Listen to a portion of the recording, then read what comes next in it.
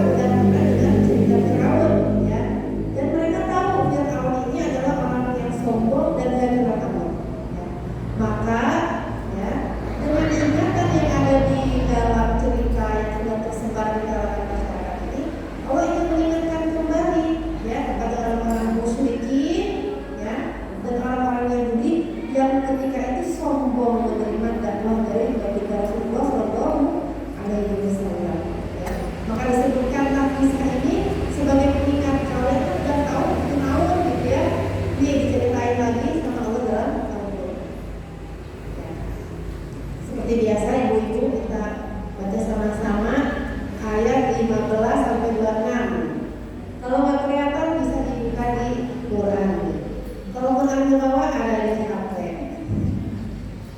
Ya.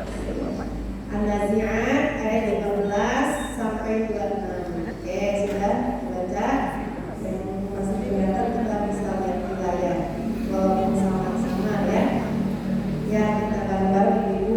A'udzu billahi minasyaitonir rajim. Bismillahirrahmanirrahim. Hal ataka hadithu Musa idh nadahu rabbuhu bil wadil muqaddasi tuwa idhhab ila fir'auna innahu tagha faqul hal laka ila an tazakka wa ahdiyaka ila rabbika fatakhsha fa'arahul ayatal kubra fakadzdzaba wa 'asa thumma adbara yas'a fahashara fanada faqala ana rabbukumul a'la فأخذه الله نكال الآخرة والأولى إن في ذلك لعبرة لمن يخشى. Ya, surat An-Nazi'at ayat ke-15. Apakah telah datang kepada engkau tentang kisah Nabi Musa? Ya. Jadi ini adalah Allah berdialog kepada baginda Rasulullah SAW. Apakah telah datang kepada Muhammad kisah tentang Nabi Musa? Yang bagian mana? Banyak banget kisah Nabi Musa di Quran. Yang sekarang yang diceritain yang mana? Tatkala Tuhannya yaitu Allah memanggil Musa di tempat suci yang bernama Lembah Tua. Ketika itu ya Allah berfirman kepada Nabi Musa, pergilah engkau kepada Fir'aun, sesungguhnya dia telah melampaui batas. Ya, ini bagian depannya. Ibu, kalau kita buka Al-Quran, di Quran itu banyak banget yang namanya kisah. Ya. Sepertiga isi Al-Quran itu adalah kisah-kisah. Jadi bagi kita seorang ibu muslimah, kisah nyata yang penuh dengan manfaat dan ibrah dan pelajaran itu sudah sangat-sangat banyak di Al-Quran, sehingga kita tidak perlu lagi memakai cerita-cerita yang efeknya gak baik. Misalkan kancil mencuri ketimun, jangan diberi ampun. Ini nggak usah kita ceritain. Kenapa? Nanti anaknya ada teman melakukan kesalahan gak diberi ampun, padahal curi ketimun. Mungkin kita ceritain aja tuh kisah-kisah yang ada di Al-Quran. Ya, Allah ya menceritakan kepada kita kisah-kisah. Kenapa? Karena kisah-kisah itu memberikan efek yang besar ke jiwa, mudah diingat. Coba kalau ayat mungkin kita lupa, ada ayat dulu ya. Tapi kalau bisa ingat, anak kecil ingat, oh iya diceritain dulu kisahnya Fir'aun gitu ya. Jadi kisah itu memang lebih berbekas. Makanya di antara salah satu bentuk pendidikan anak Islam adalah berkisah. Jadi jangan sepele. Ini mendongeng doang, ya memang mendongeng beda sama berkisah. Kalau mendongeng itu menceritakan biasanya cerita khayalan. Tapi kalau berkisah ini yang dianjurkan. Ya, efeknya sangat besar ibu ya. Kalau kita berkisah kepada anak-anak, jadi anak itu punya referensi ya. Jadi kita misalkan bilang jadi anak yang soleh ya, soleh itu kayak gimana? Nah, dia nggak tahu soleh itu kayak gimana sih, yang seperti apa. Tapi kalau kita ceritain Nabi Musa, Nabi Ibrahim ya, para nabi, para sahabat, oh soleh itu kayak gitu.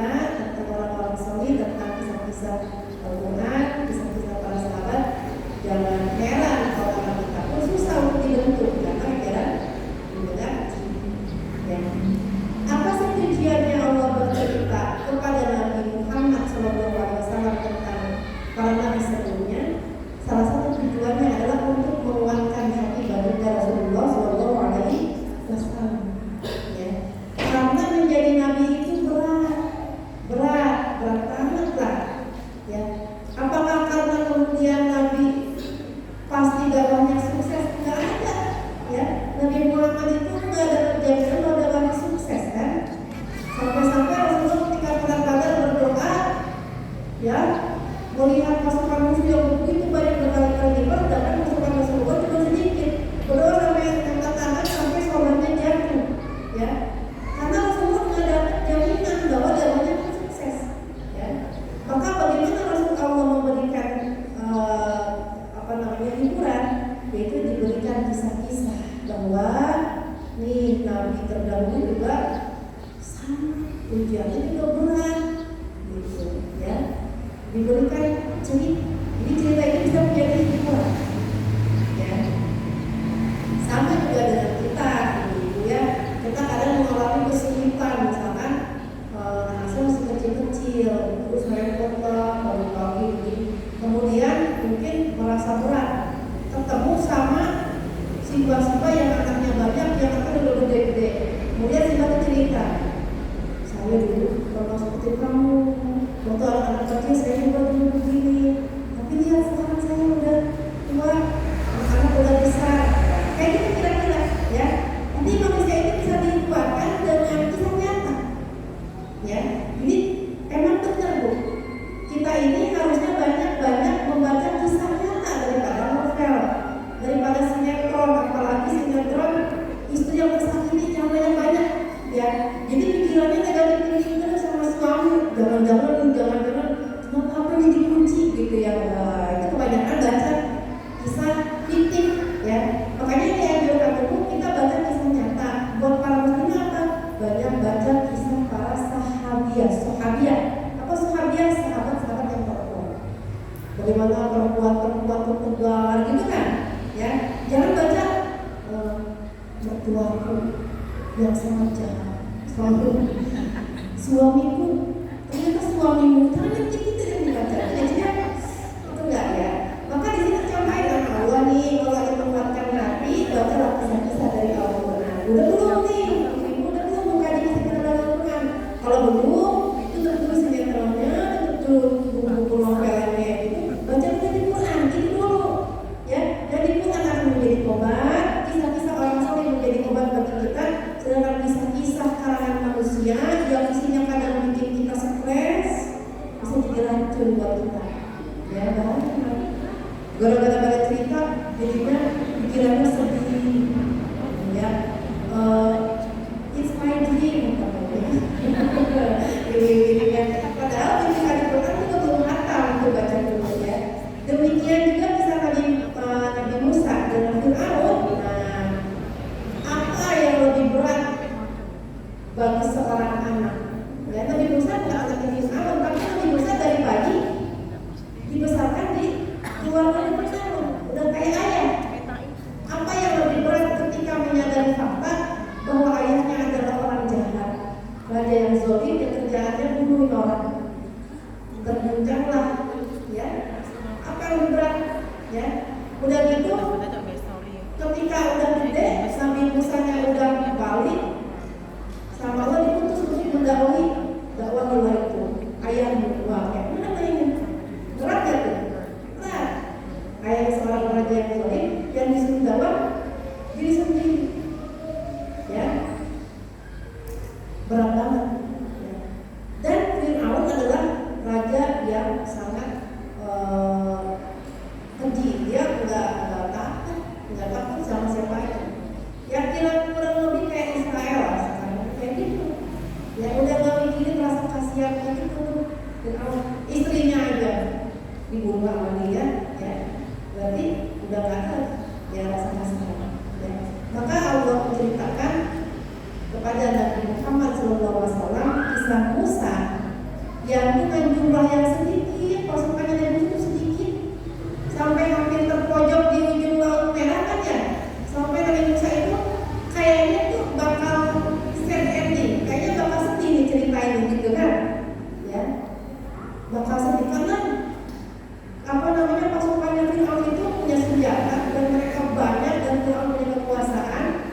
Rakyat yang lain gak berani nolong, kayak Israel sama Palestina, yang lain bisa dia cuma bisa balik, ya. Nabi Musa jalan pasukannya sedikit, pas lagi lari jalannya buntu, cuma laut doang. Kira-kira di pikiran kalian terjadi nggak? Terjadi nggak? Cuma laut, ya. Nabi Musa sampai teriak, Inna lam turun, dia berarti dalam Al-Quran, kami udah mau kejar dia. Tapi bagi Allah nggak ada yang nggak mungkin. Kemudian kata Al-Quran atau kata lautan yang ternyata dikira Nabi Musa itu merupakan akhir dari perjuangan Nabi Musa karena bakal tenggelam semua ke laut, ya kan?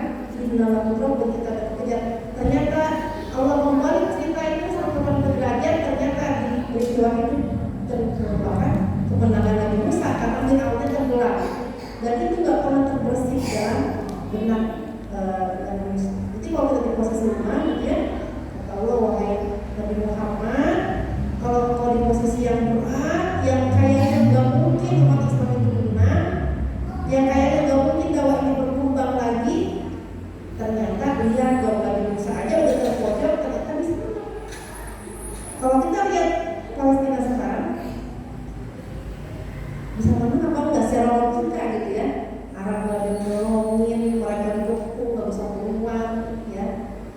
Si Israel nggak mau berhenti, ya. Tadi terbaru dia udah mengatakan tantangan terus berlanjutkan sampai cita-cita kami terwujud. Cita-cita dia, ya mengusir orang gitu kan, ya. Ini udah di pikiran kita, wah pasti kalah, tapi semua ya sampai tahu Nabi Musa aja udah di pojok lautan bisa menang. Ya. Nah, di dalam kisahnya apa? Kisah tentang Nabi Musa disuruh nyamperin Fir'aun. Idhab, pergilah ila Fir'auna, kepada Fir'aun, innahu tagha, sesungguhnya dia melampaui batas. Kok disuruh pergi? Emang Nabi Musa enggak tinggal sama Fir'aun. Jadi dulunya tinggal sama Fir'aun. Begitu dia balik, dia udah nyaman. Ya dia merasa kok ayahku lucu banget ya. Akhirnya Nabi Musa ketika itu ya pergi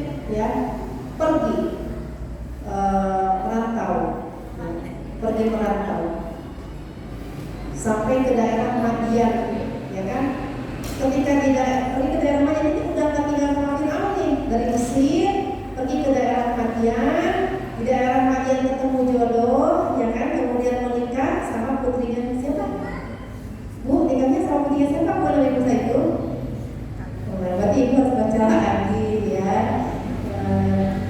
Ya, jadi kita harus baca-baca. Jadi Nabi Musa itu nikahnya sama putrinya Nabi siapa? Syuaib. Ya, ketemunya di mana? Di negeri Madian. Kemudian setelah menikah, ketika itu di perjalanan ke satu lembah yang namanya Lembah Tua, ya, dalam perjalanan safar. Kemudian di lembah Bukit Tua itu ada suara yang memanggil, yaitu suara Allah. Makanya disebutnya Nabi Musa itu adalah satu-satunya nabi yang berbicara langsung dengan Allah, karena yang nabi lain adalah malaikat, ya. Tapi Nabi Musa satu-satunya nabi yang berbicara langsung dengan Allah di dunia. Ya, dipanggil oleh sebuah suara. Ketika itu awalnya belum suara, lihat ada api. Wah, ada api di sana di bukit itu. Bilang ke istrinya, istriku, aku mau panggil api itu kita bisa buat masak, ya. Gitu. Pas mau ke bukit ternyata itu bukan api di bukit, ternyata ada suara Allah memanggil yang itu cuma Nabi Musa alaihissalam. Ternyata di bukit tua itu kan Nabi Musa mendapat perintah, pergilah tuh, pulanglah kamu ke kampung halaman Mesir, kembalilah kepada ayahmu, ayah tanda kutip, ayah angkat, ya. Idhab ila Fir'aun, pergilah kepada Fir'aun, ya, ayah angkatmu, sesungguhnya dia sudah togo itu artinya melampaui batas, ya, sewenang-wenang, jahat, zalim. Emang apa sih kejahatannya Fir'aun sampai disebut melampaui batas, ya, atau togo? Pertama, Fir'aun membunuh bayi-bayi, ya. Kita tahu bagaimana Fir'aun itu takut banget sama yang namanya perubahan. Dia dapat mimpi kalau suatu saat nanti dia akan dibunuh dan diganti, gitu. Dia nggak mau nih, kita mau diganti ya. Dia mau jadi presiden terus, ya guys. Mau jadi itu terus, ya, mau jadi raja terus. Dia takut ada bayi yang laki-laki yang nanti akan mengalahkan dia. Maka diadakanlah pembunuhan bayi selang setahun. Jadi tahun ini tahun pembunuhan bayi laki-laki, tahun depan bayi laki-laki boleh dibunuh.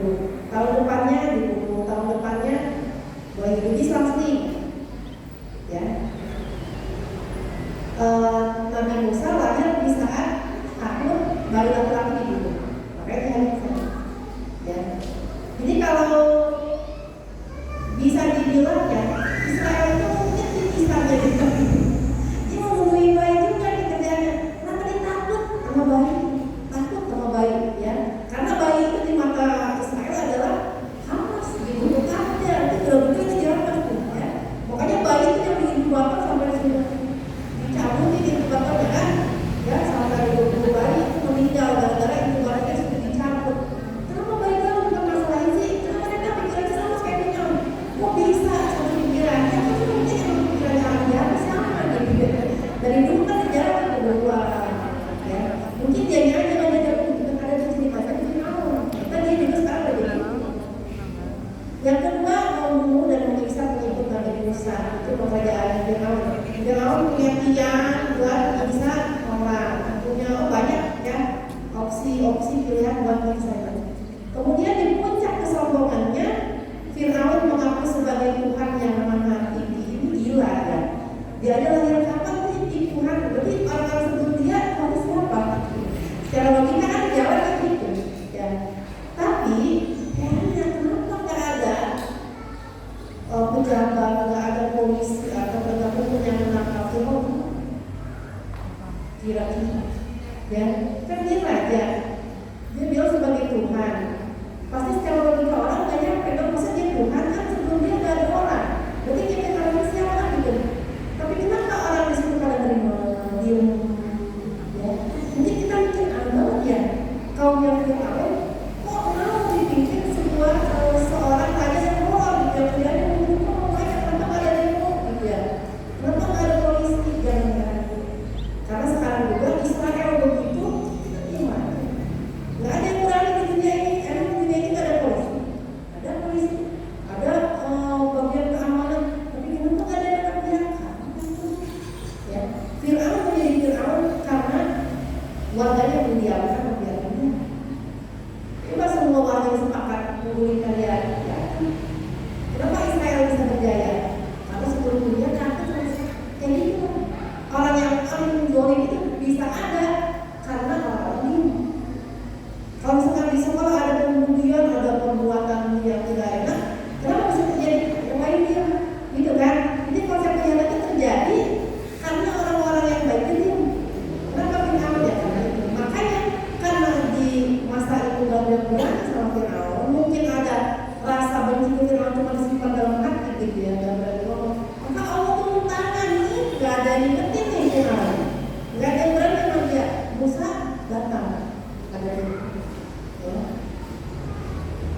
Tapi Allah menghadapi Firaun yang sebegitu jahatnya, enggak langsung Musa bunuhlah Firaun, gitu kan? Ya, Musa bunuhlah Firaun, enggak. Jadi kalau ada yang bilang kita teroris, enggak. Lihat aja misalnya Nabi Musa. Adakah di masa itu orang yang paling kejam dibanding Firaun? Enggak. Tapi apa kata Allah pada Nabi Musa? Fakul halulaka ila antazak. Katakanlah Musa kepada Firaun, adakah keinginan bagimu wahai Firaun untuk membersihkan diri? Dikasih tawaran, ngomongnya baik banget, ya. Nih kita lihat, ini adalah cara-cara berdakwah, cara-cara kita ngomong ke orang. Ternyata untuk menyampaikan kebaikan nggak bisa asal ngomong, nggak bisa kita menyampaikan kebaikan tetapi melukai hati orangnya. Ini kita ajak, kita pengen ngajak orang teman kita supaya pakai jilbab. Apakah benar dengan cara nyindir-nyindir udah tua kok gajinya masih kayak gitu, karena nggak takut sama neraka? Apakah yang seperti itu akan menggugah hati orang itu untuk berjilbab? Enggak, yang ada sebel banget deh emangnya gak ketemu di kunci surga. Bukan, karena apa? Cara yang baiknya melukai hati. Belum dia tertarik hatinya untuk kepada kebaikan, dia keburu benci duluan dengan yang namanya kebaikan. Antipati kenapa? Karena kebaikan suka nyakitin aku, maka aku tidak mau dilakukan. Maka dalam menyampaikan dakwah ada yang namanya fikih. Fikih itu bagaimana kalau suci sholat? Fikih dalam dakwah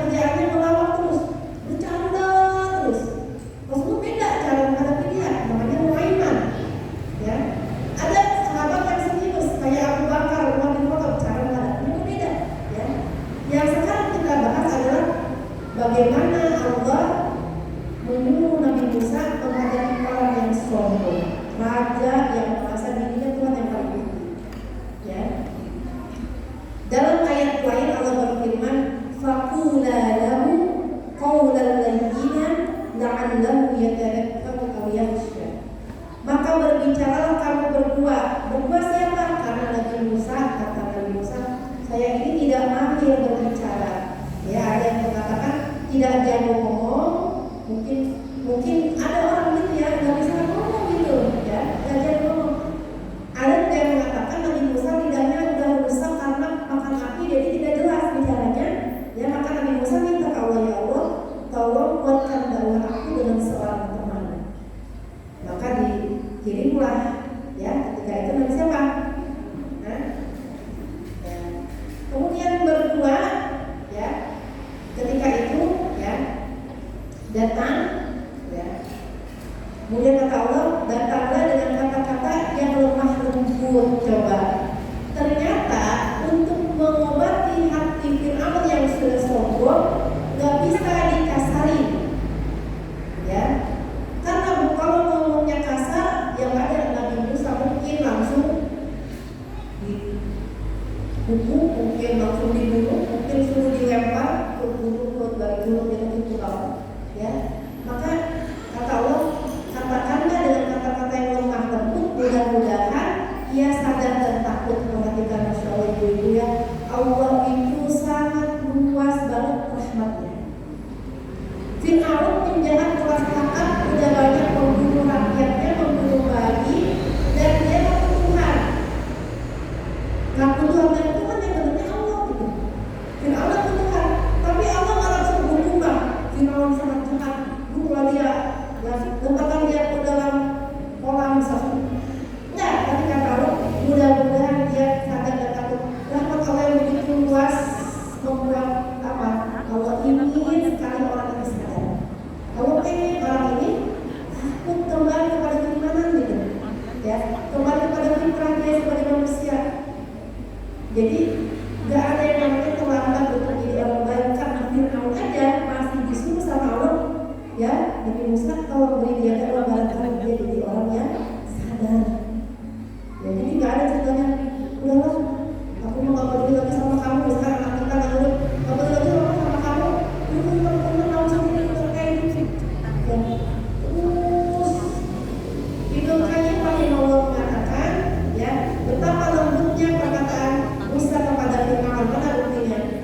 Nih, pertama bukti perkataan yang lembut. Tatkala Nabi Musa mendakwahi Fir'aun, Nabi Musa tidak memberikan kata perintah. Nabi Musa nggak bilang gini, wahai Fir'aun, kalau engkau tidak taat kepadaku, engkau masuk neraka jahanam. Kalau nggak sholat, kalau semua dosa. Kita ngomong kayak gitu pada anak kita kan Fir'aun.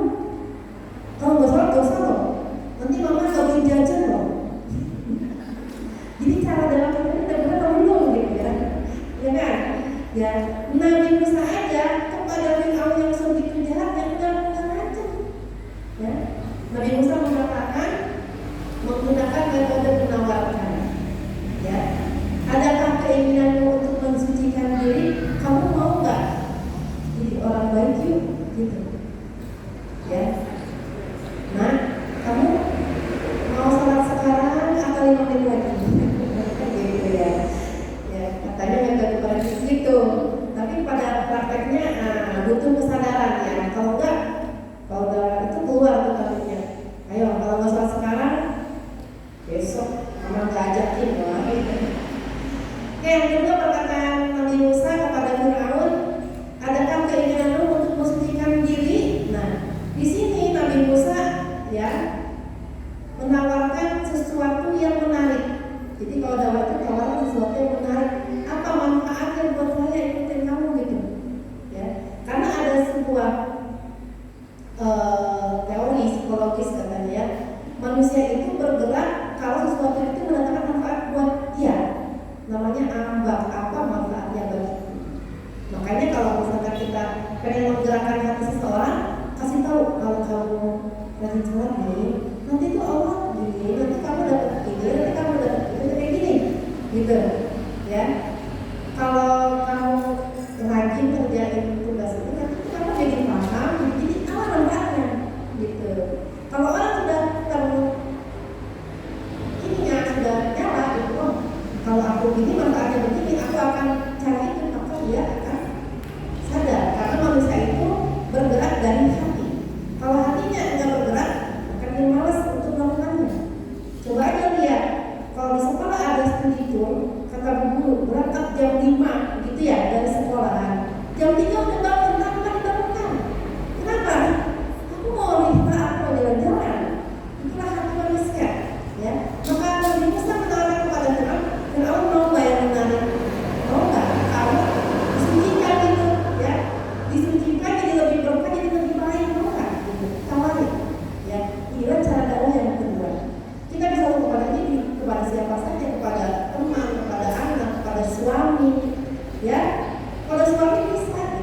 kayak gitu juga uniknya ya. Mau nggak yang bermanfaat? Ya. Kalau kan ada kalau suami yang sering berbuat baik pada istri, maka itu akan bertambah berpahalanya. Nah gitu kan, jadi suaminya malah senang gitu. Tapi kalau ngomongnya kemakan udah habis, ngomongnya mana? Ya ada suaminya kesel atau ngomongnya baik. Kalau ayah itu apa tuh katanya diberikan ke ibu itu ya, masya Allah tuh berkah banget. Apalagi doa itu mahal loh. Doa istri kepada suami itu mustajab insya Allah.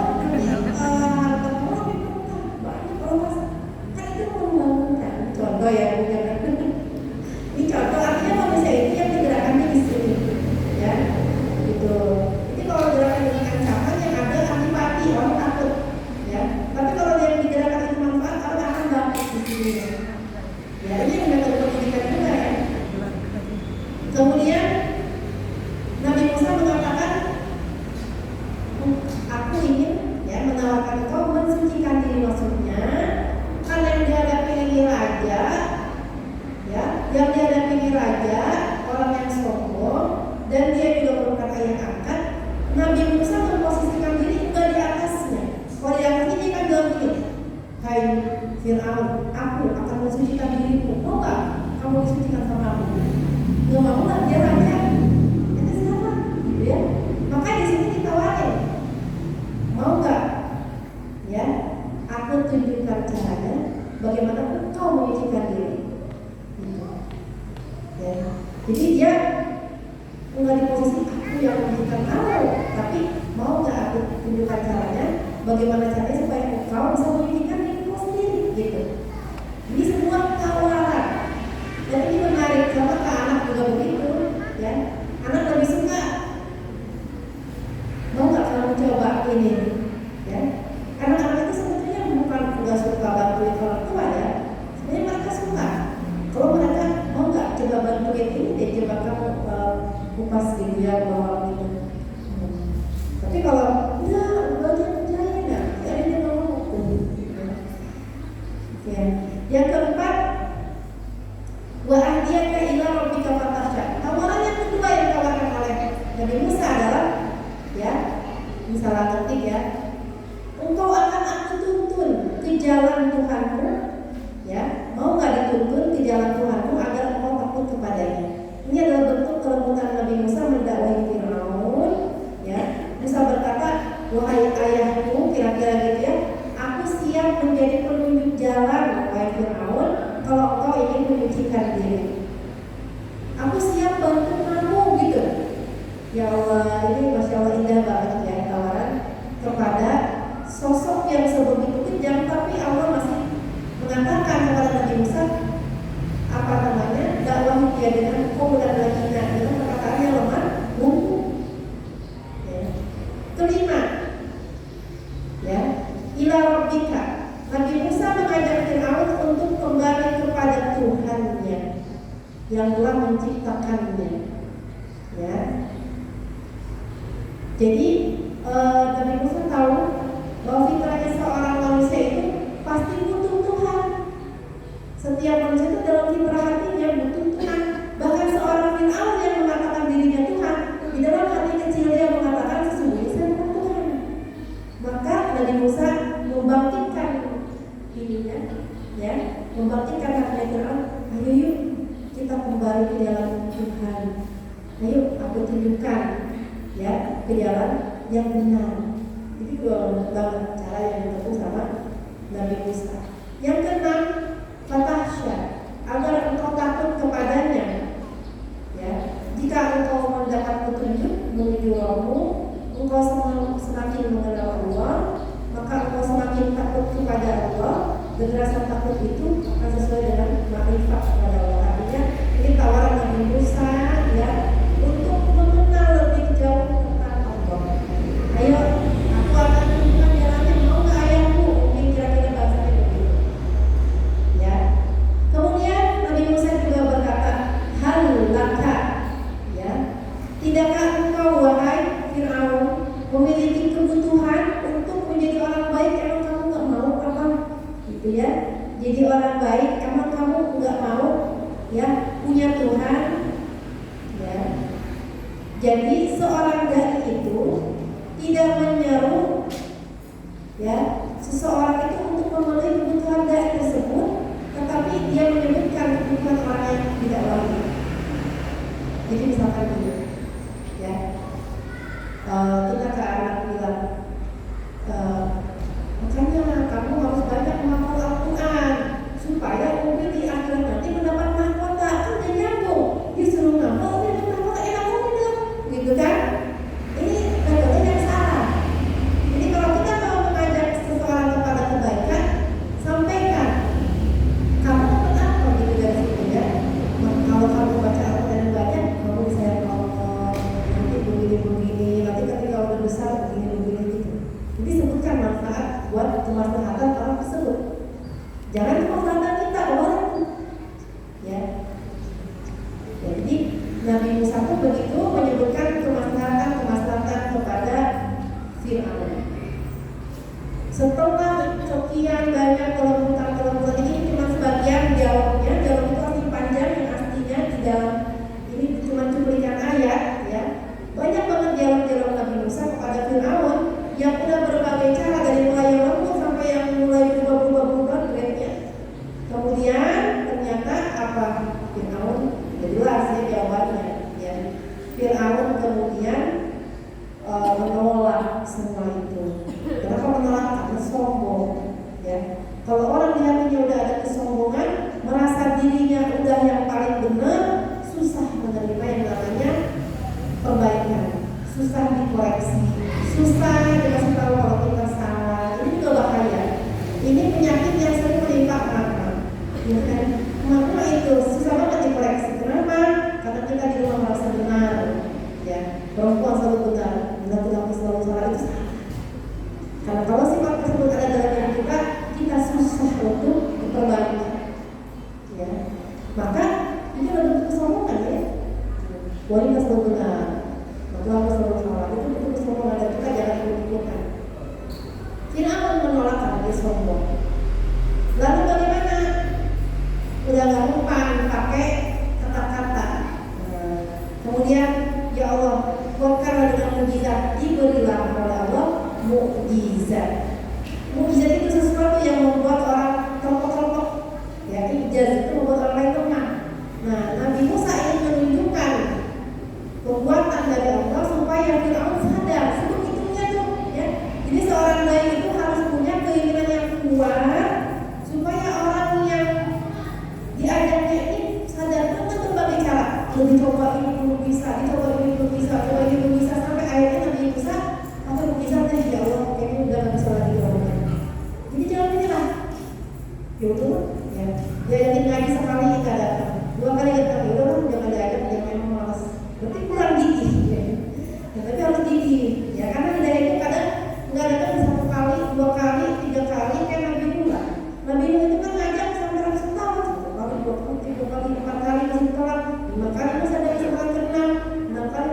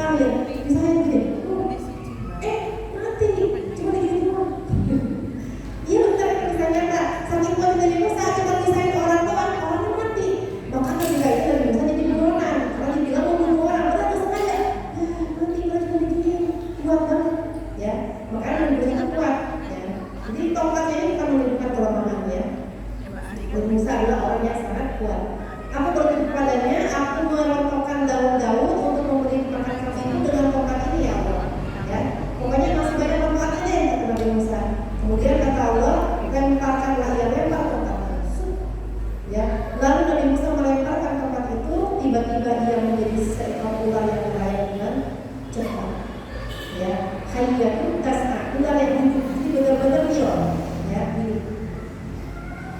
Nah, kemudian suatu hari, ya, Nabi Musa mau menyampaikan dakwah dengan cara mukjizat, ya. Ketika itu yang diundang para tukang sihir, karena ini berkaitan sama sihir, ya. Di depan siapa? Di depan Firaun. Aku akan tunjukkan kepada Musa itu mukjizat. Undanglah para tukang sihir yang paling hebat di negeri ini. Datang, oke, gitu ya. Wah, kamu bisa apa? Ya, kamu nggak bisa kan? Firaun kemudian undang para tukang sihir di negeri ini yang paling hebat, ya. Mungkin ada seleksi atau tesnya, gitu ya, supaya ada di situ. Wah, sihir hebat semua, ya. Kemudian ini ada dilakukan, ya. Pas sudah kumpul para penyihir, kemudian Nabi Musa, ya, para penyihir ini ngeledek dong, ya. Musa, yang mau duluan melemparkan siapa? Kamu apa kamu? Kata Nabi Musa, silakan kalian dulu yang melemparkan, ya. Oh, apa mereka? Mereka ada yang mau tali, ada yang mau tongkat. Maka tiba-tiba tali dan tongkat-tongkat itu terbayang oleh Musa. Itu namanya sihir, itu enggak real, ya. Sihir itu hanya berubah yang ada di sini. Orang yang melihatnya seolah-olah kayak gitu, ya. Mereka terbayang oleh Nabi Musa seakan-akan ia merayap dengan cepat tanpa sihir. Jadi sihir itu akan mempengaruhi di sini. Makanya sihir itu kadang yang melihat cuma orang yang sihir aja, yang lain bisa aja. Saya punya teman dulu, ya, ketika di pondok, di kamar mandi maghrib lagi haid, saya lagi haid, dia lagi haid, teman-teman yang lain masih di kamar mandi pulang, wajahnya udah puncak, dia bilang, kamar mandi semua airnya berubah menjadi ular, jadi ular. Saya lihat, cuma sihir, ya. Ini orang yang disihir aja yang bisa lihat, jadi itu enggak ada, itu hanya halusinasi, ya. Maka di sini Nabi Musa melihat tali-tali itu berubah menjadi ular yang mereka dengan cepat, ya. Maka Nabi Musa pun merasa takut, semua ya, manusia ada rasa takut. Kemudian Allah menguatkan, kami berfirman, jangan takut wahai Musa, sesungguhnya engkau akan menang, engkau unggul. Kemudian lemparkan apa yang ada di tangan kananmu, ya. Niscaya ia akan menelan apa yang mereka buat. Apa yang mereka buat itu hanyalah tipu daya. Ini itu cuma khayalan aja, enggak real. Dia tidak akan menang penyihir dari manapun ia datang. Lalu para penyihir itu pun merunduk bersujud dan berkata, kami beriman kepada Tuhan yang Harun dan Musa. Nah, ini ceritanya, ya, Ibu. Jadi pertama, sihir itu lemah, ya. Sihir itu lemah. Sihir itu hanyalah mempengaruhi halusinasi aja, tapi dia enggak real, ya, tidak real. Ya. Makanya orang yang disihir dia bisa melihat yang aneh-aneh yang nggak disihir, ya. Kemudian, ya, di dalam ayat yang tadi, sihir itu membuat Nabi Musa berkhayal seakan-akan tongkat dan tali-tali itu melayang cepat, ya. Tapi mana? Jadi, ya, ketika tongkat Nabi Musa itu dilemparkan, jadi ular beneran, bukan halusinasi, tapi Allah yang Maha Kuasa beneran berubah itu jadi ular beneran. Maka ular ini bukan halusinasi, dia bisa makan, dimakan ular-ular kecil yang tadinya cuma bukan ular asli, ya. Maka ketika itu para penyihir yang mereka sihirnya udah update kaget. Kemudian mereka berkata, ini pasti bukan sihir, ini pasti mukjizat. Karena sihir nggak mungkin bikin ular asli gitu. Jadi para penyihir tahu itu bohongan, ya. Jadi begitu tidak ular beneran, nggak mungkin. Maka ketika itu para penyihir lihat, ini bukan sihir, ini pasti dari Allah. Mereka seketika itu pula bersujud. Jadi kalau orang di hatinya nggak ada kesombongan, menerima hidayah itu mudah. Tapi yang bersujud cuma penyihir, tinggalnya enggak ada nonton. Kenapa? Kesombongan itu efeknya sedikit besar, ya. Padahal yang terlihat begitu nyata bagaimana Nabi Musa punya mukjizat seperti itu, tapi nggak efek. Kenapa? Karena kesombongan itu mengalami kebenaran. Tapi orang-orang yang nggak sombong di para penyihir, begitu lihat itu langsung beriman dan bersujud seketika semuanya, ya, langsung bersujud. Kemudian, ya, orang-orang yang mungkin tadi bilang, kami beriman kepada Tuhannya Musa dan Harun, langsung beriman. Marah gak Fir'aun?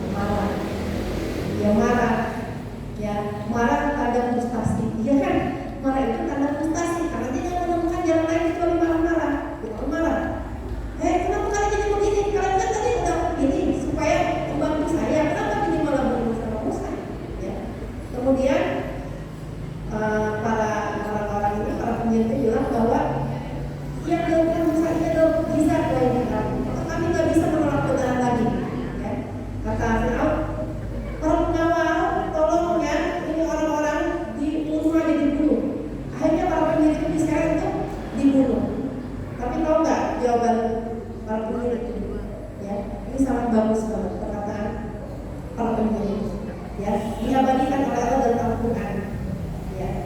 Ketika mau dibunuh, ya, dan mereka udah nggak takut dibunuh, para pendiri ini bilang, "Faqdima anta qad." Buatlah apa yang kau buat wahai Fir'aun.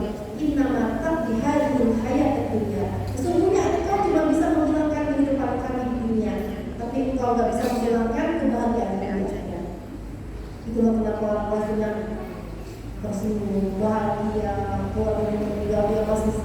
Karena bagi dia, ya udah Israel, bunuhlah kami, engkau hanya bisa menghilangkan nyawa kami di dunia, tapi engkau nggak bisa menghilangkan kebahagiaan kami di akhirat. Itulah ungkapan yang disampaikan oleh penyihir loh, ya. Faqdima anta qad, bunuh aja. Innama taqdi hadhil hayatid dunya. Kamu nggak bisa membunuh kehidupan kami, tapi kamu nggak bisa membunuh kebahagiaan kami. Keimanan kami nggak akan tergantikan. Itu para penyihir yang baru masuk. Keren ya, insya Allah. Ini ya, pakai jabal asal, ya, sudah melihat mukjizat. Nah, si Fir'aun masih mendustakan, karena sombong susah kalau sombong ya. Summa ad-dawiyasna, dan dia malah berpaling menantang Musa. Fahasyara fanada, ya. Kemudian dia mengumpulkan pembesar-pembesarnya karena putus asa, dia berseru. Faqala ana rabbukumul a'la. Jadi dia udah tambah stres, tambah malu dengan peristiwa tadi, ya, tambah sombong. Jadi orang sombong itu gitu, kalau udah malu kita mau sombong. Itu fenomena kesombongan kan. Ini bahaya banget penyakit sombong ya. Sampai kemudian ketika dia kalah dari tadi, ya, yang kontesnya itu, Fir'aun malah mengumpulkan para pembesar dan mengatakan, akulah Tuhan yang paling tinggi. Maka bagaimana akhir hayatnya Fir'aun? Fa'akhadahu Allah nakala al-akhirati wal-ula. Maka Allah menghukum Fir'aun dengan siksaan terakhir dan siksaan yang pertama. Maksudnya apa? Ya, maksudnya Fir'aun disiksa di akhirat dan juga ketika di alam kubur sudah disiksa. Ya, di alam kubur sudah disiksa. Bahkan matinya ini akan berulang. Jadi orang-orang yang berbuat zalim itu Allah akan berikan balasannya. Ya. Ada di dalam Al-Quran, "Annahu yu'raduna 'alaiha ghuduwwan wa 'ashiyya." Kepada mereka diperlihatkan neraka pada pagi dan petang. Ini salah satu azab kubur ya. Jadi ibu-ibu yang namanya di kubur, kita masuk ke dalam namanya alam barzakh. Kalau orang yang soleh, orang yang baik, surganya akan si kuburan yang bukan dalam kubur ya, alam barzakhnya akan dibentangkan buat orang tersebut menjadi roboh yang riadul jinan, taman dari taman-taman surga. Jadi tunggu sampai kiamat itu dia berada di taman surga gitu. Jadi istilahnya orang itu ketika dikubur udah dapat kisi-kisi gitu, dia bakal kemana gitu ya. Sedangkan orang-orang yang zalim seperti Fir'aun ini, dia akan diperlihatkan neraka pagi dan petang, pagi dan sore, dan itu merupakan azab juga buat mereka. Dan di dalam neraka tentu saja ya, adkhilu ala fir'auna asyaddal azab. Masukkanlah Fir'aun dan kaumnya ke azab yang sangat keras ini ya. Jadi ya, ternyata azab Allah itu bukan hanya berkaitan dengan perbuatan amal. Amal itu dapat sama anggota tubuh, misalkan merampok, berzina, mencuri, itu udah pasti. Ya. Tetapi juga sesat, walaupun tangannya ngapa-ngapain tapi sesat dalam keyakinan, sesat dalam perkataan mengatakan aku adalah Tuhanmu yang paling tinggi, itu juga diazab. Jadi jangan dikira yang penting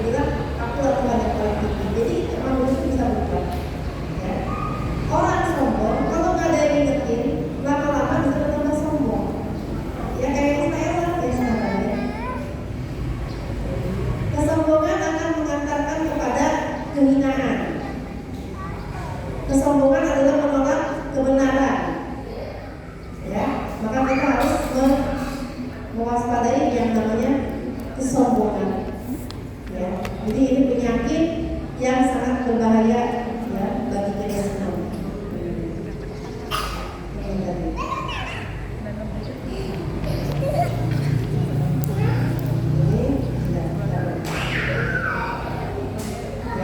Jadi akhir dari kisah Fir'aun itu adalah hasil kisah yang buruk. Jangan pernah kita merasa tenang ketika kita berbuat sesuatu yang membuat Allah marah tapi tidak punya apa-apain, ya. Nah, ketika itu Fir'aun itu ayat-ayatnya kan beriman ya, Bu ya. Kalau kita baca di Al-Quran, Fir'aun itu di ayat-ayatnya beriman loh kata Allah. Ya. Ketika tenggelam, kan dia asalnya udah seneng, wah, dibelahnya lautan, aku juga bisa kejar karena lautannya terbelah. Dia nggak tahu ternyata terbelahnya lautan itu hanya bagi Nabi Musa dan pengikutnya. Begitu Nabi Musa dan pengikutnya nyebrang, Fir'aun masuk, ditenggelamkan. Begitu tenggelam, ternyata lupakan. Ternyata dia bukan Tuhan. Ya kalau berarti bisa selamat, ya. Ditenggelam, nggak bisa nolong diri sendiri. Dia hati kecilnya bersuara, emang aku bukan Tuhan. Selama ini aku menutupi itu dengan kesombongan. Maka ketika itu Fir'aun tenggelam, apa kata Fir'aun? Faqala, Fir'aun berkata, mengatakan, amantu bi Rabbi Musa wa Harun. Sekarang aku beriman kepada Tuhan yang Musa dan Harun. Kemudian